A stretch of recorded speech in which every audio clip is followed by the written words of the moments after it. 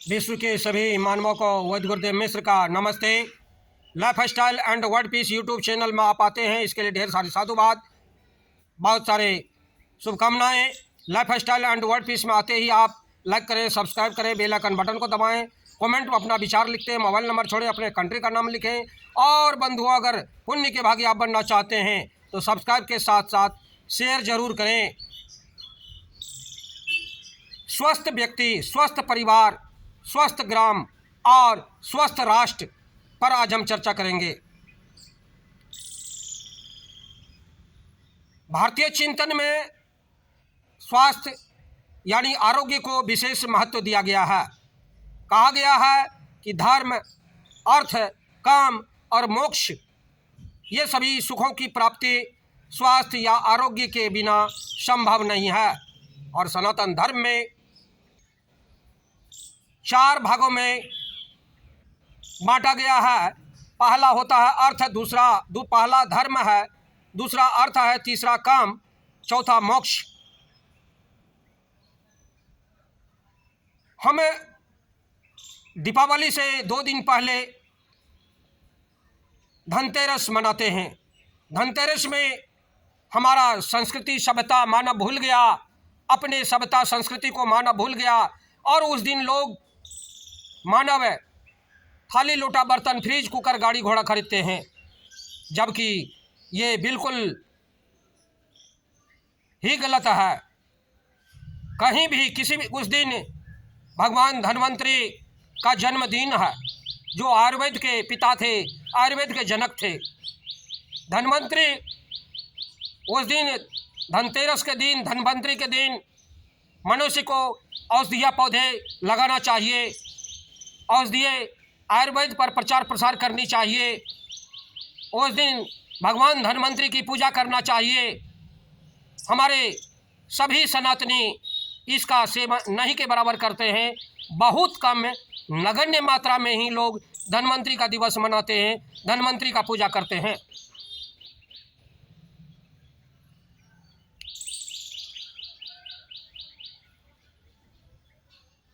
अपने आरोग्य, व्यक्ति, स्वस्थ परिवार, स्वस्थ ग्राम, स्वस्थ राष्ट्र के निर्माण में आज आरोग्य भारती बहुत ही कार्यक्रम के लिए संपूर्ण भारत में एक अभियान चला रहे हैं।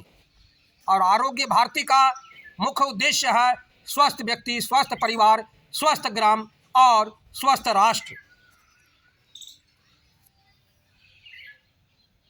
आज आरोग्य भारती का अनिवार्य विषय रहता है धन्वंतरी जयंती, अंतर्राष्ट्रीय योग दिवस, भारतीय स्वास्थ्य चिंतन, स्वास्थ्य परीक्षण, चिकित्सक सम्मेलन, परंपरागत वैद्य सम्मेलन, आरोग्य मित्र प्रशिक्षण, विद्यालय स्वास्थ्य कार्यक्रम, महिला कार्य, स्वस्थ ग्राम योजना, चिकित्सा, विद्यार्थी कार्य, प्रकाशन, स्वस्थ जीवन शैली, सूर्य नमस्कार, वन औषधि प्रचार प्रसार, प्रथमोपचार, घरेलू उपचार, मधुमेह प्रबंधन, पर्यावरण, कुपोषण, व्यसन मुक्ति, एनीमिया, थायराइड, थैलेसीमिया आदि पर जो है ये इनका कार्यक्रम होता है।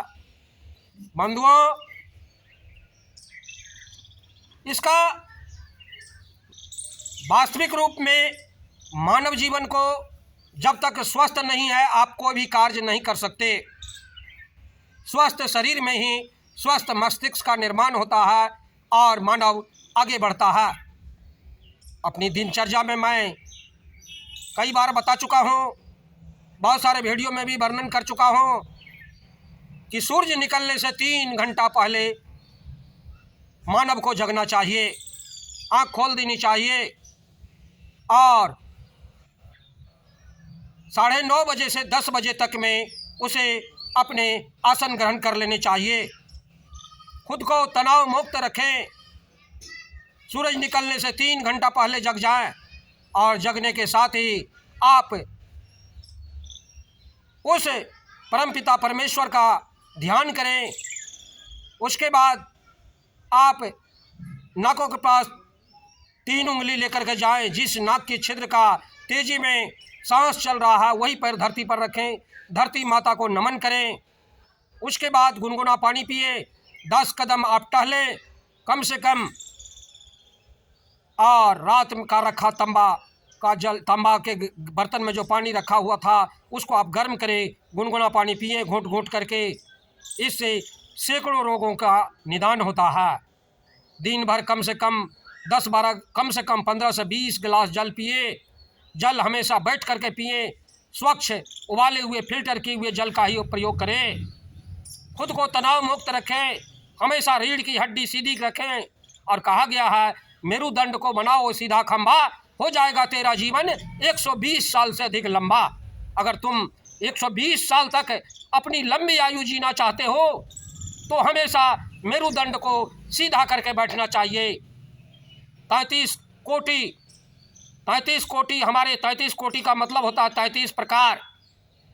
तो कोटि का अर्थ होता है प्रकार, 33 कोटि का। इस प्रकार हमारे पीठ के रीढ़ के हड्डी में 33 हड्डी के जोड़ों का जोड़ है, जॉइंट है। जब हम मेरुदंड को सीधा रखते हैं तो हमारा मस्तिष्क से डायरेक्ट कनेक्शन जुट जाता है, हमारे लिए कल्याणकारी हो जाती है, हमारी आयु बढ़ जाती है। प्रातःकाल सोने से पूर्व 2 मिनट पहले रात में दांतों की सफाई करें, खुद को तनाव मुक्त रखें, हमेशा रीढ़ की हड्डी सीधी कर बैठें। ध्यान उपासना अवश्य करें, सप्ताह में 1 बार उपवास करें। योग प्राणायाम व्यायाम पैदल भ्रमण करीब 30 मिनट करें। शरीर और प्रकृति के अनुरूप दिनचर्या भोजन का ध्यान रखें। भोजन जब भी करें तो शांत चित्त प्रसन्न होकर के बैठें। हो सके संभव तो आप पलथी मार करके बैठें। योग प्राणायाम ध्यान पैदल कम से कम 30 मिनट प्रतिदिन चलें। शरीर और प्रकृति का अनुरूप दिनचर्या का ध्यान रखें। संतुलित सुपाच्य पौष्टिक आहार, मौसमी फल, हरी सब्जियां, जीवित फल अधिक खाएं। जो जीवित भोजन है उसका हम अधिक प्रयोग करें। अंकुरित अनाज अधिक सेवन करें। भोजन के पूर्व भी ईश्वर का स्मरण करें। अन्न प्रदान करने वालों के लिए धन्यवाद दें। नाश्ता भरपूर करें, पेट भर भर करके। आप 9 बजे से पहले भोजन ग्रहण कर लें। अंकुरित अनाज रखें। कच्ची सलाद पर्याप्त मात्रा में रखें। नमक का प्रयोग अल्प मात्रा में करें। कच्ची सलाद में तो नमक का प्रयोग करें ही नहीं, और नमक का प्रयोग जब भी करना पड़े तो आप सेंधा नमक का ही प्रयोग करें। समुद्री नमक छोड़ दें। समुद्री नमक दुनिया की सबसे बड़ी महागंदगी है। आज मनुष्य मरता है, गाय मरते हैं, बड़े बड़े जानवर मरते हैं, सारे वेस्टेज सामान होते हैं। बरसात में नदी में जाते हैं, नदी से समुद्र में जाते हैं, उसी गंदगी को छान करके नमक लोग खाते हैं। दुनिया की सारी महागंदगी है समुद्री नमक। आयोडाइड नमक को छोड़ दें, इससे सैकड़ों रोगों का जन्म होता है। नाश्ता भरपूर लें। प्रातः दही जूस, दोपहर को छाछ मट्ठा, रात्रि में आप दूध का सेवन ले सकते हैं। बंधुओं, कभी भी ठूस ठूस करके भोजन न करें। नशापान से दूर रहें।